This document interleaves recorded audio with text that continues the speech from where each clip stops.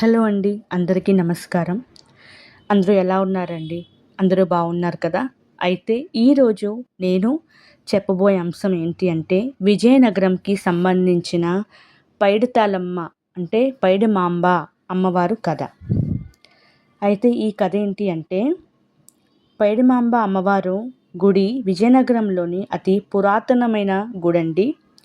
దీన్ని 18వ శతాబ్దంలోని నిర్మించడం అనేది జరిగింది. పురాణాల ప్రకారం పైడిమాంబ గజపతి వంశానికి సంబంధించిన రాజా విజయరామరాజు సహోదరి.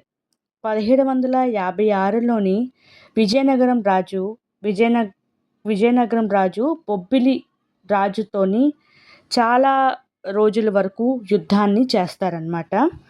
అయితే ఆ రోజుల్లోని ఫ్రాన్స్ అప్పుడు మన దేశం బ్రిటిష్ వాళ్ళ ఆధిపత్యంలో ఉండేది కాబట్టి ఫ్రాన్సిసి వాళ్ళు సైనికులు మనకి ఆ రోజు విజయనగరం రాజ్యానికి సంబంధించిన రాజుకి సహాయం చేస్తారనమాట. అంటే సైనికుల్ని గటా అందిస్తారనమాట. అయితే ఈ యుద్ధం అనేది చాలా రోజుల వరకు జరుగుతూ ఉంటుంది.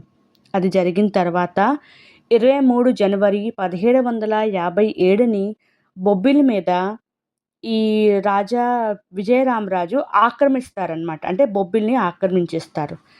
అయితే ఈ యుద్ధంలోని తర్వాత ఏం జరిగిందనేది, అంటే విజయరామరాజు గారు ఏమయ్యారు, తర్వాత వాళ్ళ సహోదరి పైడిమాంబ అమ్మవారు కథ ఏంటి అనేది మనం పార్ట్ 2 వీడియోలోని చూసుకుందాం.